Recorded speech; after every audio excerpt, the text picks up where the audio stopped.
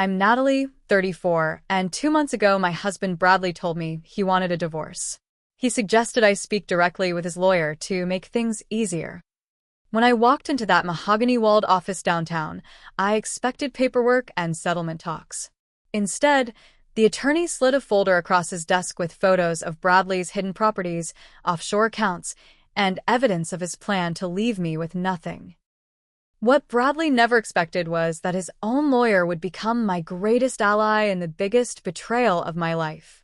If you're watching this and have ever felt that sinking feeling of betrayal from someone you trusted with your whole heart, then you know exactly how I felt in that moment. The ground beneath me shifted forever. Before I continue with how I discovered my husband's web of lies and what happened next, I'd love to know where you're watching from today. Drop your location in the comments, and if this story resonates with you, please consider subscribing to hear more stories of survival and justice.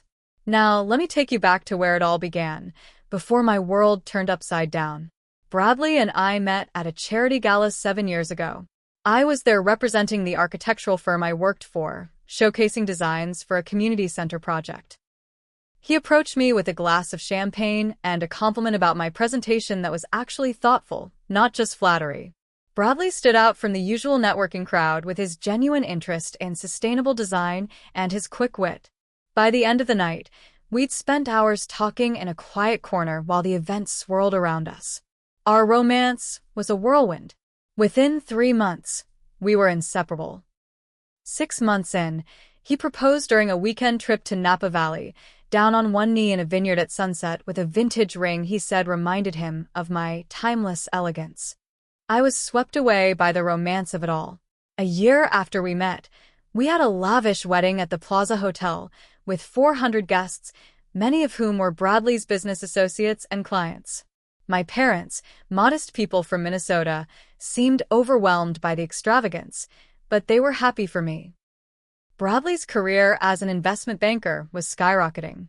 His specialty was wealth management for high-net-worth individuals, and he had a talent for making powerful connections. When he suggested I take a step back from my career to support his, it seemed reasonable. "We're building our future together," he'd said. "My success is your success." I was hesitant to leave architecture after working so hard for my degree and position, but the way he framed it made sense at the time. I would take on managing our social calendar, hosting dinner parties for his clients, and attending charity events as the perfect power couple. We bought a stunning brownstone in an upscale neighborhood, completely renovated it with my design expertise, and filled it with art and furniture that reflected both luxury and taste. Our life looked perfect from the outside: exotic vacations, gala appearances, weekend retreats with other successful couples. I was Bradley Wallace's wife, which opened doors throughout our social circle. I told myself I was just taking a detour in my career, that I'd go back eventually. The first signs of trouble were so subtle, I dismissed them entirely. 3 years into our marriage, Bradley started becoming secretive about finances. When I would ask about certain accounts or investments, he'd say, "Don't worry your pretty head about it," or "It's just boring business stuff." These comments stung, as I had a business degree myself, but I swallowed my pride. He started changing the passwords to our shared accounts without telling me, claiming it was for security reasons.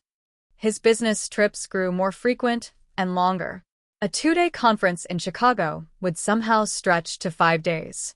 When I'd call the hotel, sometimes they'd have no record of him after the official conference dates.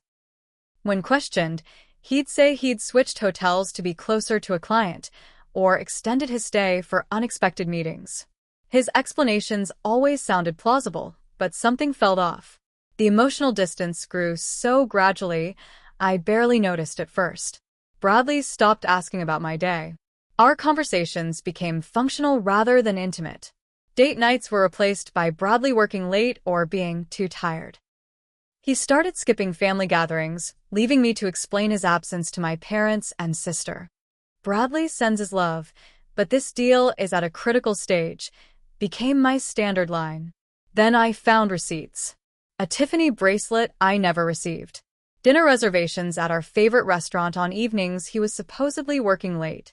Hotel charges in the city where we lived. Each time, he had explanations. The bracelet was for his assistant's wedding gift, the dinner was with clients but fell through, the hotel charge was for a colleague who needed his card when their payment didn't go through. Bradley's new work friends were people he never introduced me to, despite all our social events. When I'd ask to meet them, he'd say they were boring finance types, or that they were always traveling. He became protective of his phone, taking it into the bathroom when he showered. He installed a fingerprint lock on it because of sensitive client information. I tried everything to fix whatever was wrong between us. I suggested couples therapy, which he dismissed as for people with real problems.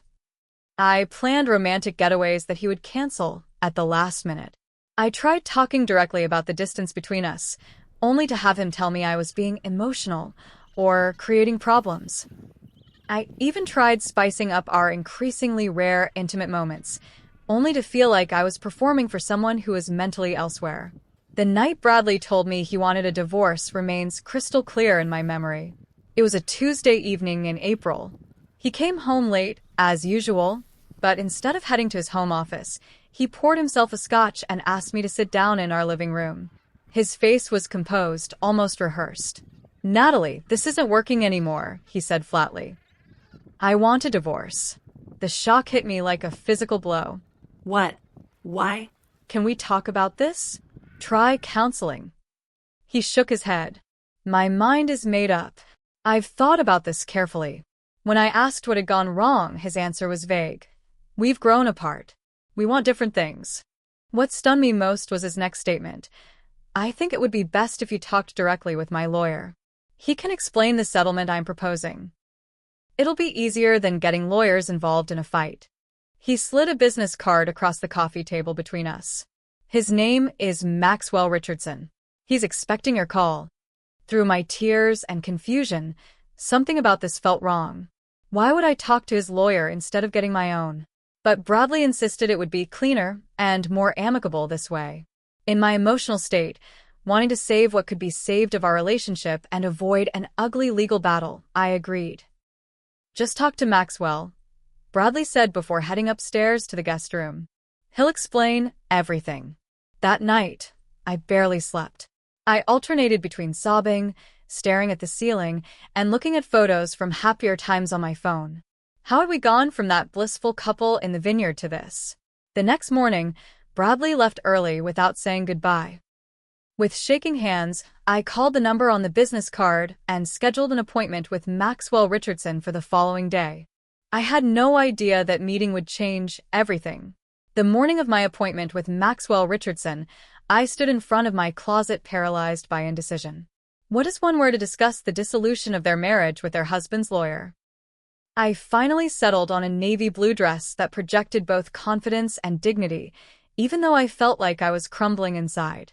The law offices of Harrison, Pierce and Associates occupied the 32nd floor of a gleaming downtown skyscraper. The reception area featured leather furniture, abstract art, and floor-to-ceiling windows overlooking the city. Everything screamed money and power. The receptionist, a perfectly polished woman in her 50s, offered me water in an actual glass, not plastic. "Mr. Richardson will be with you shortly," she said with practiced sympathy. I sat there clutching my small portfolio containing our marriage certificate, property deed, and the few financial statements I could access. 20 minutes later, though it felt like hours, a young man in his early 30s appeared. Maxwell Richardson was not what I expected. I'd imagined an older man, perhaps a friend of Bradley's father, with silver hair and a condescending manner. Instead, Maxwell had a boyish face despite his expensive suit, and kind eyes that conveyed unexpected warmth. "Mrs. Wallace?" I'm Maxwell Richardson. "Please come with me." His handshake was firm but not intimidating. He led me down a hallway to his office, which was impressive but not as grand as I expected. Probably appropriate for a junior partner or senior associate. Once seated across from his desk, I braced myself. This man represented Bradley. He was here to present whatever paltry settlement my husband had decided I deserved after 7 years together. "Before we begin, Mrs. Wallace, would you like coffee or tea?" Maxwell asked. No, thank you. And please call me Natalie. He nodded and folded his hands on his desk. Natalie, I'm going to be direct with you. I've been practicing law for 8 years, and I've handled many divorce cases. But I've never been in quite this position before. My stomach tightened. What position? What was coming? Maxwell took a deep breath. Your husband approached me 3 weeks ago about handling his divorce. He chose me specifically because I recently joined the firm and didn't know him socially. During our initial consultation, he made certain statements and requests that concerned me from an ethical standpoint. I must have looked confused because he continued in a gentler tone. There are rules that govern attorney conduct. One of those rules is that I cannot participate in what might constitute fraud upon the court or upon another party. Maxwell pulled a folder from his desk drawer. Your husband asked me to prepare divorce papers that significantly misrepresented your marital assets. When I expressed concern, he assured me that you had agreed to the terms and would not contest anything. He slid the folder toward me. Based on my subsequent investigation, I have reason to believe that's not the case, and that you're unaware of significant assets. With trembling hands, I opened the folder. Inside were photographs of a beachfront property I'd never seen, statements from offshore accounts in the Cayman Islands, documentation of shell companies, and worst of all, a detailed plan spanning over 2 years for systematically moving assets where I couldn't claim them. There's more, Maxwell said quietly. There's evidence suggesting your husband has been involved with someone named Heather Collins for at least 18 months. She's a junior associate at his firm. The room seemed to tilt sideways. 18 months. A year and a half of lies. Photos showed Bradley and a young blonde woman entering a condo building I didn't recognize, traveling together, shopping for jewelry. Why? I could barely form words. Why are you showing me this? Maxwell looked me directly in the eyes. Because I cannot ethically represent your husband in the manner he's requested. I cannot help him hide marital assets or perpetrate fraud. I informed him yesterday that I would not be taking his case. But then why meet with me at all? Because you deserve to know the truth, and you need proper representation immediately. Bradley was counting on you not having full information. He specifically told me you were, and I quote, financially naive and trusting. Maxwell's expression showed distaste at the memory. I have names of several excellent divorce attorneys I can recommend. Given what I've seen, you'll need someone aggressive and thorough. I sat in stunned silence, staring at evidence of my husband's elaborate betrayal. Not just an affair, but a calculated plan to leave me with as little as possible after I'd given up my career for him. The coldness of it was breathtaking. There's one more thing you should know, Maxwell added. Bradley chose me because I'm new to the firm. He thought my desire to impress a wealthy client would override my ethical obligations. He thought wrong. Tears filled my eyes, but they weren't just from pain. For the first time since Bradley had announced he wanted a divorce, I felt something other than despair. I felt anger. Clean, clarifying anger. Thank you for your integrity, Mr. Richardson. Maxwell, please. I gathered the folder and stood up. I'll be getting my own attorney. And Bradley will regret underestimating me. As I walked out of that office, I was a different woman than the one who had walked in. The wife who had been blindsided by her husband's request for divorce was gone. In her place was a woman determined to fight for what was rightfully hers. The first call I made after leaving Maxwell's office was to Sandra Pierce, a name at the top of his recommended list. She's tough but ethical, he'd said. And she doesn't intimidate easily. Sandra's office was smaller than Harrison, Pierce and Associates, but no less impressive in its own way. Where Bradley's lawyer worked in an environment of old money and mahogany, Sandra's space was modern, with clean lines and statement art pieces by female artists. Sandra herself was a stylish black woman in her 50s with intelligent eyes that missed nothing. So Bradley thought you'd just roll over, she said after I explained the situation and showed her the folder Maxwell had given me. Men like your husband count on shame and shock to paralyze their wives. We're not going to give him that satisfaction. Over the next few weeks, Sandra assembled a team that included a forensic accountant named Marissa Rodriguez. Marissa was methodical and relentless in following the money trail. What she uncovered went far beyond what Maxwell had initially found. Your husband has been planning this for years, not months, Marissa explained as she spread documents across Sandra's conference table. He opened the first offshore account 3 years ago, right around the time he suggested you step back from your career. The timing wasn't a coincidence. Bradley had been ensuring my financial dependence while simultaneously building his escape route. Marissa pointed to a series of transactions. He's been moving approximately $15,000 a month to these accounts, siphoning it through multiple shell companies to obscure the trail. Where did the money come from? I asked. Some from his legitimate bonuses. Some from your joint accounts that he gradually depleted. And some. She hesitated. Some what? We're still verifying this, but it appears some may have come from his clients. He may have been skimming from their investment accounts. The Bradley I thought I knew would never steal. But then, the Bradley I thought I knew would maintain a secret life for years while planning to leave me destitute. The affair with Heather was just the tip of the iceberg.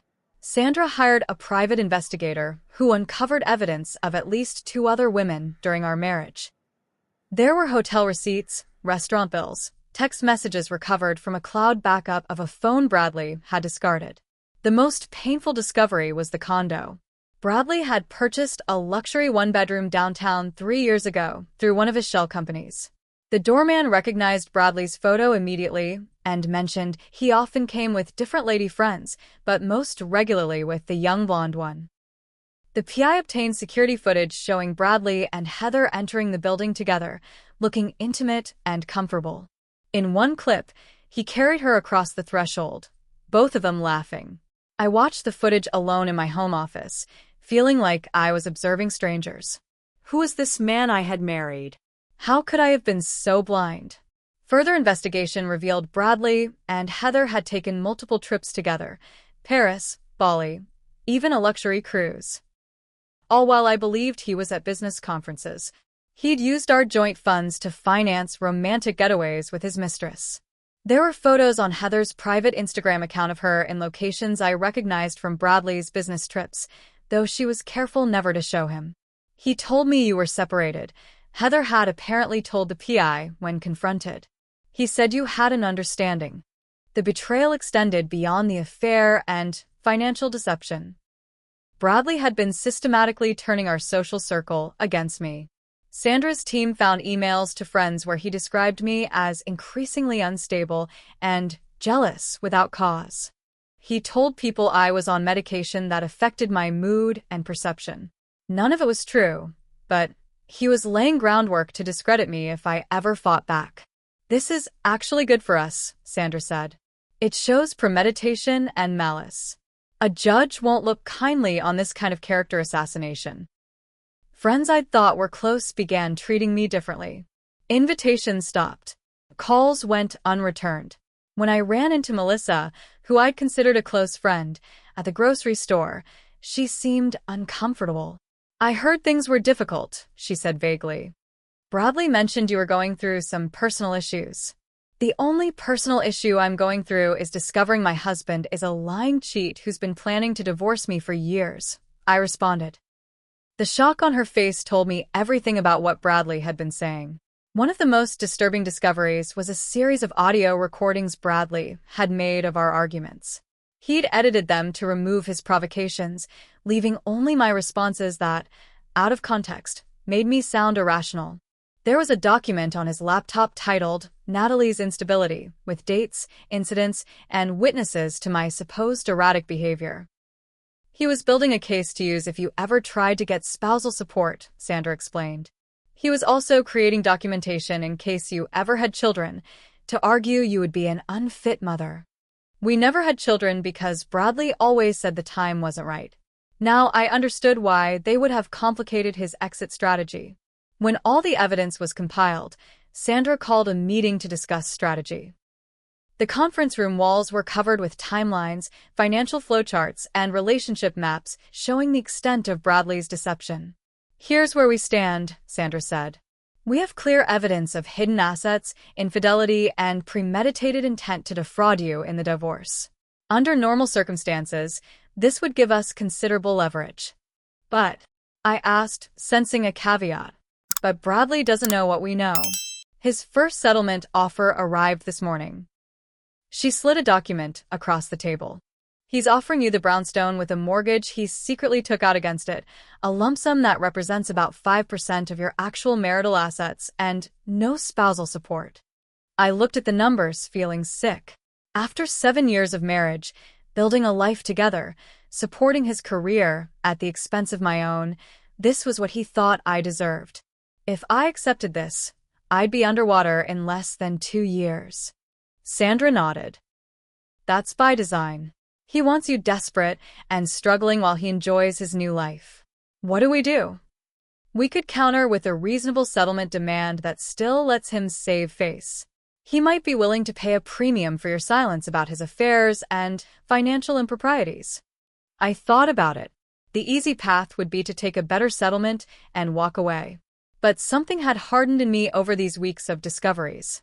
No, I said firmly. I don't want what's reasonable. I want what's rightfully mine. And I want him to face consequences for what he's done. Sandra smiled for the first time since I'd met her. I was hoping you'd say that. Now we go to war. Bradley's reaction when he discovered Maxwell had betrayed him was explosive. My phone blew up with texts and calls, which Sandra had advised me not to answer. Instead, I documented everything, forwarding each message to our legal team. How dare you turn my lawyer against me? One text read. You think you're so clever, but you have no idea who you're dealing with. Another. You'll be lucky if you don't end up homeless after I'm done with you. And the most telling. Whatever Maxwell showed you, it won't hold up. You can't prove anything. But of course, we could. Bradley's next move was to cut off my access to our joint accounts. I woke up one morning to find my credit cards declined and no access to our checking account. Thankfully, Sandra had anticipated this and advised me to establish my own accounts and set aside enough cash for immediate expenses. 3 days after I retained Sandra, Bradley showed up at the brownstone unannounced. With him was Heather, younger, blonder, and more nervous-looking than in her photos. She stood awkwardly in our foyer while Bradley announced he was there to collect his things. You should have called first, I said calmly, remembering Sandra's advice to remain composed and document everything. The recording app on my phone was already running in my pocket. I don't need permission to enter my own house, Bradley snapped. Actually, you do. I've changed the locks per my attorney's advice. His face contorted with rage. You changed the locks? On my house. Our house. I corrected. And yes, after you cleared out our joint accounts without notice, my attorney suggested I take precautions. Bradley turned to Heather. See what I'm dealing with? This is why I couldn't stay in this marriage. I addressed Heather directly. Has he told you about the other women besides me? Or is he letting you believe you're special? Her eyes widened. Bradley grabbed her arm. Don't talk to her. She's trying to manipulate you. I shrugged. You can gather your essential personal items today. Anything else will need to be arranged through our attorneys. And next time, don't bring your mistress to the home you shared with your wife. It's tacky. After they left, Bradley with significantly less than he'd come for, I broke down. The facade of strength crumbled, and I sobbed on the kitchen floor. Playing the confident, unaffected woman while face-to-face with my husband's affair partner had taken everything I had. But I knew the recording of the interaction would help our case, showing his intimidation tactics and my reasonable response. Bradley's next strategy was character assassination. Friends started calling with concerns about my mental health. Bradley had apparently been telling people I was having a breakdown, that I'd threatened him, that I was abusing medication. The stories grew more outlandish as weeks passed. Sandra advised me to address these rumors directly, but calmly. Don't get defensive or emotional. That plays into his narrative. Just state facts. When Bradley's mother called, worried about reports of my instability, I calmly told her I was seeing a therapist to deal with the trauma of discovering her son's affairs and financial deceptions. Her shocked silence told me Bradley had fed his family a completely different story. He said you fell apart when he asked for a divorce, she said quietly. That you couldn't accept it was over. Virginia, I have documentation of Bradley's affair with Heather going back 18 months. I have financial records showing he's been hiding assets for years. Would you like me to send you copies? The call ended quickly after that. 2 days later, Bradley called in a rage. How dare you drag my mother into this? You stay away from my family. I didn't contact her, Bradley. She called me because you've been lying to her, like you've lied to everyone else. As painful as these interactions were, each one strengthened our legal position, showing Bradley's attempts at manipulation and intimidation. My support system had been decimated. Couples we'd socialized with for years sided with Bradley, either believing his lies or choosing to align with the person they perceived as more powerful. It hurt, but it also revealed the superficial nature of many of those relationships. Unexpectedly, I found support from unlikely sources. My old college roommate Rachel, whom I'd lost touch with during my marriage, reached out after hearing rumors. I know you, she said simply. And nothing about these stories sounds like the Natalie I know. Most surprisingly, Bradley's former executive assistant Danielle contacted me through Sandra. I left last year because I couldn't stand covering for him anymore, she explained during our meeting at Sandra's office. He had me book hotel rooms, purchase gifts, make dinner reservations. I knew they weren't for you. Danielle provided a detailed affidavit and copies of emails showing Bradley had used company resources to conduct his affairs, including having Danielle book travel for him and Heather using his corporate accounts. He made me feel complicit, she said. I hated it. As Bradley realized I wasn't backing down, his tactics grew more desperate. Our home security system detected an attempted login from an unknown device. Our IT security consultant traced it to Bradley's home IP address. He was trying to hack into our security cameras, possibly to find evidence he could use against me. The most satisfying turning point came when I met with Gregory Palmer, Bradley's boss and the founding partner of his firm. Bradley didn't know about this meeting, arranged discreetly by Sandra. I appreciate you seeing me, I said as we sat in Gregory's corner office. I'll be honest, Mrs. Wallace. I'm not sure why I'm meeting with my employee's wife about their personal matters. I placed a folder on his desk. This isn't about personal matters. This is about Bradley using company resources to conduct multiple affairs, potentially breaching client confidentiality and possibly misappropriating client funds. Gregory's expression changed as he reviewed the documents, particularly the evidence Danielle had provided about Bradley using company credit cards and billing client accounts for personal expenses related to his affairs. Some of these clients are very private individuals who wouldn't want their names associated with any impropriety, I added. I thought you should be aware before this potentially becomes public in divorce proceedings. 2 days later, Bradley was placed on administrative leave pending an internal investigation. That evening, I received my first panicked call from him in weeks. What the hell did you say to Gregory? He demanded. Only the truth, Bradley. Something you might want to try sometime. They're auditing all my client accounts. Do you have any idea what you've done? I didn't do anything. You did this to yourself. There was a long pause. Maybe we should talk, he finally said, his voice noticeably calmer.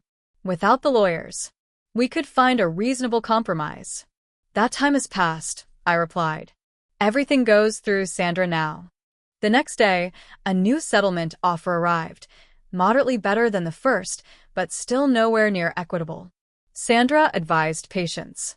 His position is weakening by the day. Let him sweat. And sweat he did. As I reclaimed my power one piece at a time, I finally allowed myself to imagine a future beyond Bradley's betrayal, a future that would be entirely on my terms. I want to pause here and say something I wish someone had told me during those dark early days when I first learned about Bradley's betrayal. When someone shows you their true character through their actions, believe them the first time. Looking back, there were so many red flags I chose to ignore because I wanted to believe in our marriage. If you're going through something similar right now, know that documenting everything isn't being paranoid, it's being prepared. The evidence I gathered became my shield and sword when I needed it most. Now, let me tell you how our legal chess game played out and how I began rebuilding myself while Bradley's carefully constructed house of cards collapsed around him. The divorce proceedings moved into a more formal phase, with scheduled court appearances and mandatory disclosures. Bradley hired Vernon Cromwell, a notorious divorce attorney known for aggressive tactics and representing wealthy men against their wives. Vernon's reputation was built on scorched-earth strategies that left women financially and emotionally depleted, willing to accept whatever settlement would end the nightmare. Sandra was unimpressed. Vernon relies on intimidation and exhaustion. We won't give him either. Bradley's first financial disclosure was laughably incomplete. It omitted the offshore accounts, the properties held by shell companies, and substantially underreported his income. When Sandra submitted our evidence contradicting his sworn statements, the judge was not amused. "Mr. Wallace," Judge Harriet Carmichael said during an early hearing, "these discrepancies are concerning. Providing false information in financial disclosures is perjury. Are you certain this is the position you wish to maintain?" Vernon jumped in with explanations about oversights and accounting complexities, but the damage was done. The judge ordered a complete forensic accounting of all assets to be paid from Bradley's separate funds. While the legal process ground forward, I focused on rebuilding my life. The first step was returning to architecture. I enrolled in advanced courses to update my skills after my 5-year hiatus. The familiar rhythm of design work was therapeutic, engaging the part of my brain that had been neglected during my years as Bradley's wife. I found a modest but charming apartment to rent, moving essential items from the brownstone. Living among only things I had chosen, in a space that was wholly mine, was surprisingly liberating. I painted an accent wall deep teal, something Bradley would have hated, and bought plants that made me happy. New friendships developed naturally. My classmates in the architecture program didn't know me as half of Bradley and Natalie. They knew me as just Natalie, the focused student with an eye for sustainable design. Rachel introduced me to her circle of friends, women with careers and opinions who asked what I thought instead of deferring to a husband. Bradley, predictably, tried to use my education expenses against me in court. Your Honor, while Mrs. Wallace claims financial need, she's spending thousands on unnecessary education rather than seeking employment, Vernon argued during a support hearing. Sandra was ready. Mrs. Wallace is investing in returning to her career after sacrificing her professional development to support Mr. Wallace's career. The courses are necessary because Mr. Wallace specifically encouraged her to leave the workforce, making her dependent on him, which financial records show was part of his premeditated divorce strategy. The judge ordered Bradley to continue paying household expenses and provide temporary support while the case proceeded. The court also ordered psychological evaluations for both of us, another of Vernon's tactics that backfired spectacularly. The evaluator's report described me as remarkably resilient given the circumstances and displaying appropriate emotional responses to significant betrayal. Bradley, however, showed concerning patterns of deception and a notable lack of empathy. Bradley's desperate maneuvers grew more transparent as his position weakened. He coincidentally appeared at restaurants where I was dining with friends. He sent messages through mutual acquaintances about how this could all be over if I'd just be reasonable. Each attempt was documented and added to our case file. An unexpected development came 6 months into the proceedings. I was having dinner at a small Italian restaurant when Heather walked in alone. She froze when she saw me, clearly contemplating leaving, then took a deep breath and approached my table. "May I join you for a minute?" she asked quietly. Curiosity overrode my initial instinct to refuse. Briefly, she slid into the chair opposite me, fidgeting with her napkin. "I wanted you to know. I'm sorry.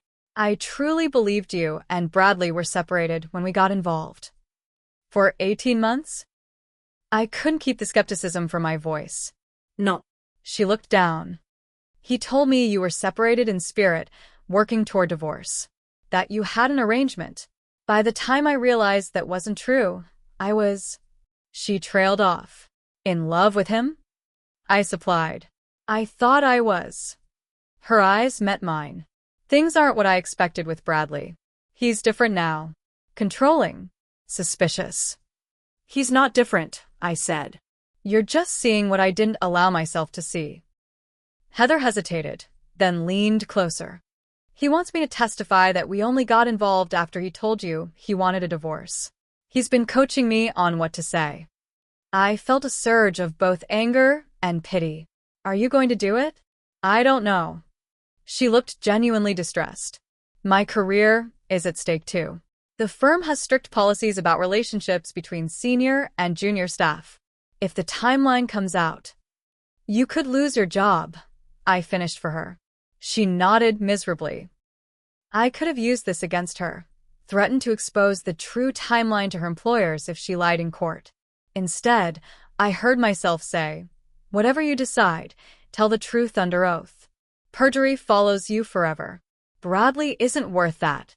Heather's eyes widened in surprise at the absence of hostility. You're not what he described at all. I know. She left shortly after, and I sat contemplating the strange interaction. I felt no warmth toward Heather, but I recognized she was also a victim of Bradley's manipulations, albeit in a different way. When Bradley discovered we had spoken, his reaction was volcanic. He called me despite Sandra's no-contact instructions. Stay away from Heather, he hissed. You're trying to poison her against me. I didn't approach her, Bradley. She came to me. Maybe you should ask yourself why. The call ended with his threats about what would happen if I interfered again. I forwarded the recording to Sandra with a note about the encounter with Heather. 2 weeks later, we received word that Bradley's attorney had approached Sandra about discussing a more substantial settlement. Vernon's email mentioned exploring resolution options that acknowledge the complex financial situation. Sandra's translation: they're getting nervous.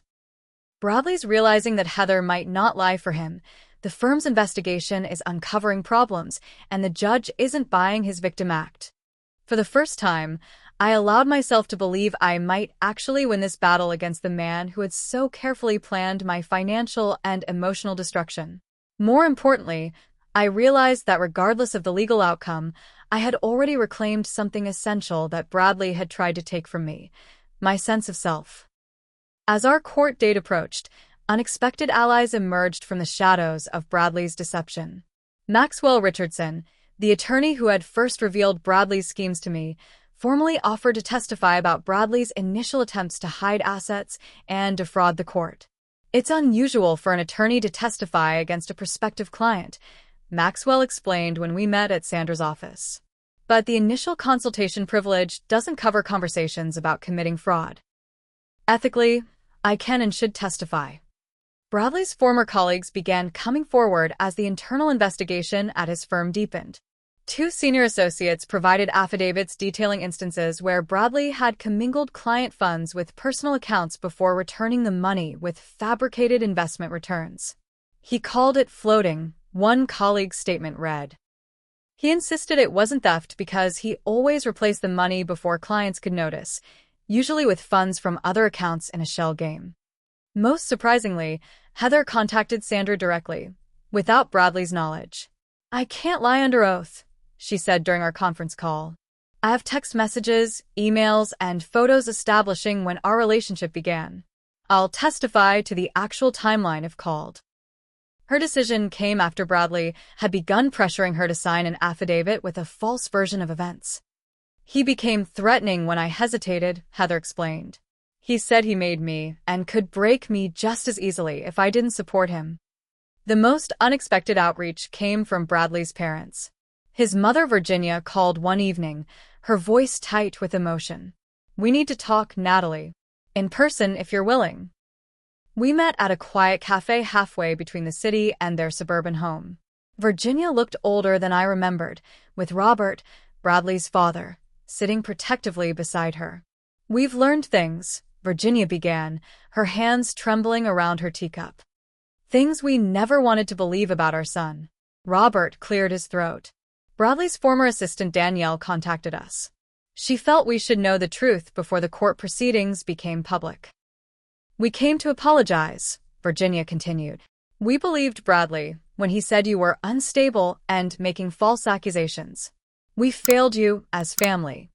The sincerity in their eyes brought unexpected tears to my own. For months, I'd felt so alone in my fight against Bradley's machine of lies. The Bradley we're seeing now, Robert said heavily, is not the son we thought we raised. They shared painful realizations about patterns they'd overlooked throughout Bradley's life.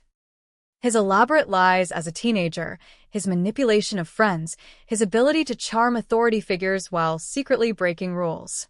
They had attributed it to boyish high spirits and later to business acumen, never recognizing the darker implications.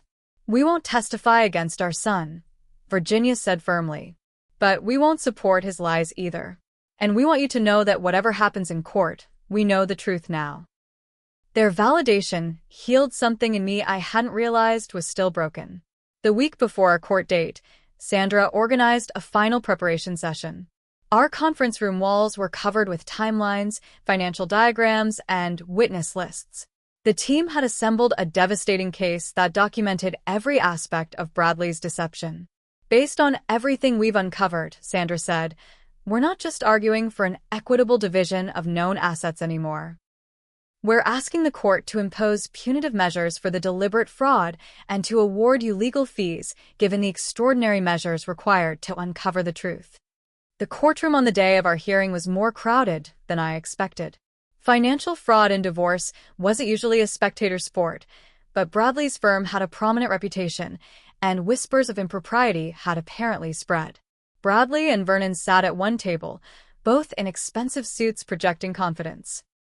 Bradley avoided looking at me, staring straight ahead with the impeccable posture I once admired. Sandra and I sat at the opposing table with Marissa, our forensic accountant.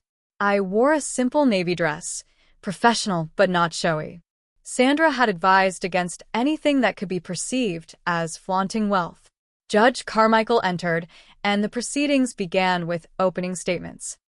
Vernon went first, painting Bradley as a generous husband whose success had benefited me throughout our marriage.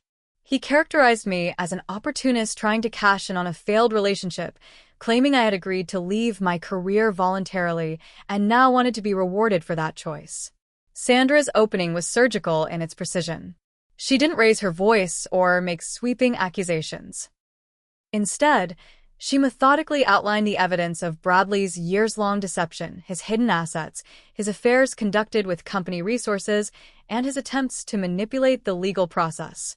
"This is not a case about a marriage that simply didn't work out," Sandra concluded. "This is about a calculated scheme to defraud both Mrs. Wallace and this court." What followed was 8 hours of devastating testimony.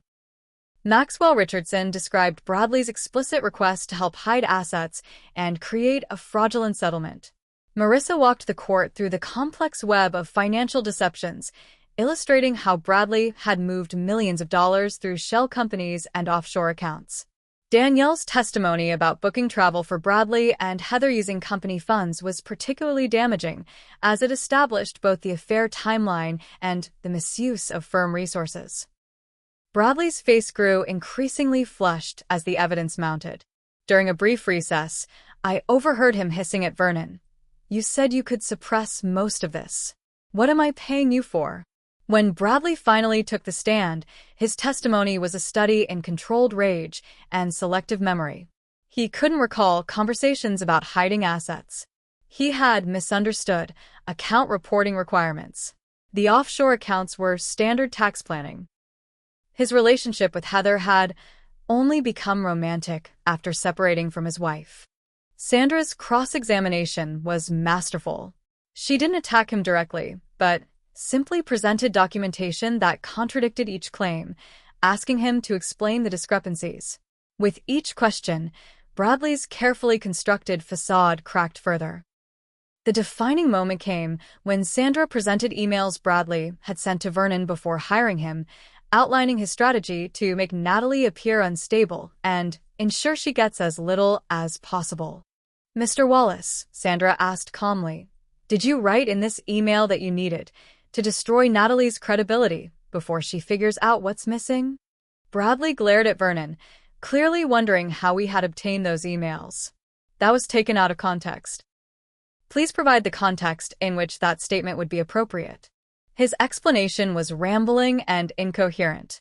Judge Carmichael's expression made her assessment clear. When Heather took the stand, Bradley visibly tensed. Her testimony was straightforward and damning. She confirmed their affair had begun 18 months before Bradley asked me for a divorce. She verified they had traveled together on trips charged to the firm. And most devastatingly, she testified that Bradley had pressured her to lie under oath about the timeline. "He told me no one would know," she said quietly, "that it was just adjusting dates to make things cleaner." By the end of the day, Bradley's case had completely unraveled. Judge Carmichael called a recess until the following morning for closing arguments and her ruling. As we left the courthouse, Bradley approached me in the hallway, his face contorted with rage. "You think you've won?" he hissed, stepping too close. "When I'm done, you'll wish you'd taken the first offer." Security cameras captured him jabbing his finger toward my face, his body language overtly threatening. Court officers quickly intervened, escorting him away. The next morning, that security footage was the first exhibit Sandra presented. "This is Mr. Wallace's response to evidence of his own wrongdoing," she told the judge. "Not remorse, but threats." This behavior has characterized his approach throughout these proceedings. Judge Carmichael's ruling was comprehensive and unsparing. She found that Bradley had deliberately concealed assets, provided false testimony, and engaged in a calculated pattern of financial and emotional abuse. Her judgment awarded me 50% of all marital assets, including those Bradley had attempted to hide the brownstone. Free and clear of the fraudulent mortgage, Bradley had taken out additional damages for the costs incurred in uncovering the hidden assets, full attorney's fees due to Bradley's bad faith litigation tactics, a restraining order preventing Bradley from contacting me directly. The court rarely sees such a comprehensive effort to subvert the divorce process, Judge Carmichael concluded. Mr. Wallace's actions reflect a fundamental disrespect for both his marital obligations and the legal system itself. As we left the courthouse, Sandra squeezed my hand. "It's over. And you won." But the repercussions for Bradley were just beginning. The evidence presented in divorce court triggered a broader investigation at his firm. 3 weeks after our final hearing, Bradley was terminated for ethical violations and potential financial improprieties. The firm issued a terse statement about upholding the highest standards of client trust. Heather broke up with him the same week, after the firm placed her on probation rather than terminating her, in recognition of her eventual truthfulness in court. Bradley's carefully constructed plan had more than failed, it had backfired spectacularly. The man who had plotted to leave me with nothing had instead lost everything: his marriage, his reputation, his career, and his girlfriend. His final desperate act was to file an appeal, claiming judicial bias and procedural errors. The appellate court took less than a month to deny his petition, affirming Judge Carmichael's ruling in its entirety. As I signed the final divorce papers, I felt neither joy nor sorrow, only a profound sense of closure. The woman who had walked into Maxwell Richardson's office that first day, bracing for a fight she didn't think she could win, was gone. In her place stood someone stronger, wiser, and finally free. 1 year after the divorce was finalized, I stood in the living room of my new home, a modern, light-filled space I had designed myself. Large windows overlooked a small but lush garden where native plants attracted butterflies and birds. My architecture practice was beginning to gain recognition for sustainable residential designs, with 3 projects under construction and more in the pipeline. The settlement had provided financial security, but the real wealth was in reclaiming my professional identity and personal confidence. I specialized in creating homes for women starting over after major life changes, divorces, empty nests, career transitions. Each client brought unique needs, but all shared the desire for spaces that reflected their authentic selves rather than others' expectations. My friendship circle had transformed completely. Gone were the superficial social climbers from Bradley's world. In their place were people connected to me through genuine shared interests: Rachel and her warm, straightforward friends, colleagues from the architectural community, neighbors who became confidants, even a support group for divorced women that had provided invaluable perspective during the darkest days. The most unexpected development had been my friendship with Maxwell Richardson. We reconnected at a charity event for a legal aid organization 6 months after the divorce. I had made a donation in appreciation for the pro bono work they did for women in abusive relationships, never expecting to see Maxwell there. "I serve on their board now," he explained as we sipped champagne at the reception. "Your case, it changed how I view my professional responsibilities." Over occasional coffee meetings, a friendship based on mutual respect had grown. Maxwell was engaged to a pediatric surgeon named Elise, and the three of us sometimes met for dinner, our conversation flowing easily between architecture, law, medicine, and the simple pleasures of everyday life. News about Bradley reached me through occasional, unavoidable channels. His professional fall had been precipitous. After his termination, no reputable firm would touch him. He had attempted to start his own financial consulting business, but his reputation preceded him. Several former clients had initiated legal actions to recover funds they believed he had misappropriated. Heather had moved to another state and another firm. According to mutual connections, she was engaged to a professor she had met while taking evening law classes, a relationship described as healthy and equal.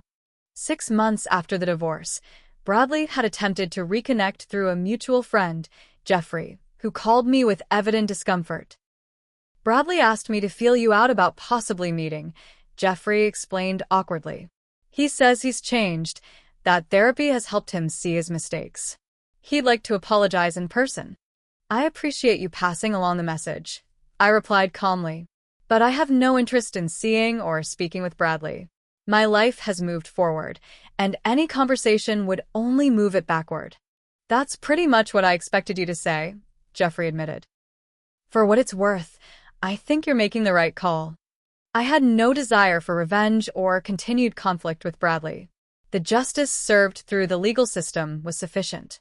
What I wanted, and had achieved, was a complete disconnection from the man who had tried to destroy me.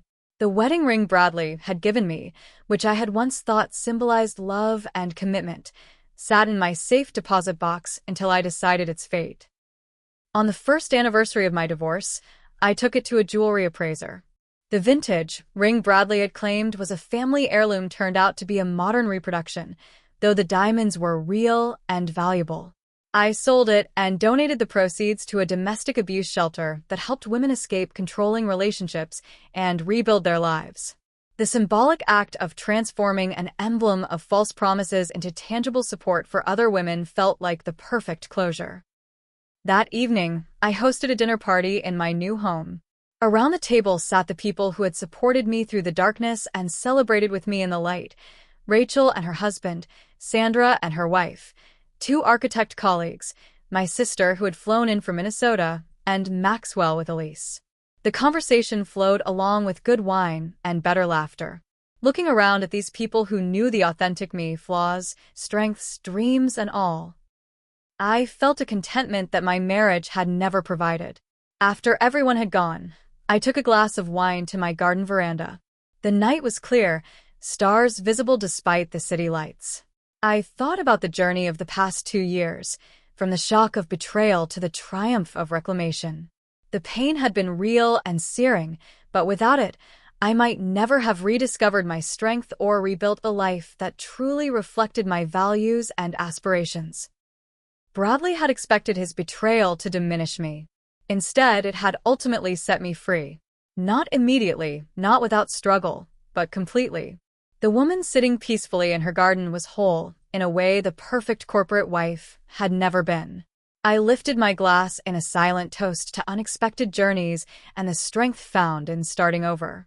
Then I went inside to my drawing table, where plans for my next project, a community of sustainable tiny homes for women in transition, waited for my attention. The future I was building would be my own design, my own creation, and that made all the difference. If my story has meant something to you, I'd love to hear about it in the comments. Have you ever experienced betrayal that ultimately led to a better version of your life? I believe there's incredible power in sharing these stories of resilience and justice. Please like this video if you found value in my journey. Subscribe if you want to hear more real stories of survival and transformation, and share with someone who might need to know they're not alone in facing life's unexpected betrayals. Thank you for witnessing my story. Sometimes the greatest gift we can give each other is simply bearing witness to both our pain and our triumph. Until next time, remember that your worst chapters can lead to your best sequel.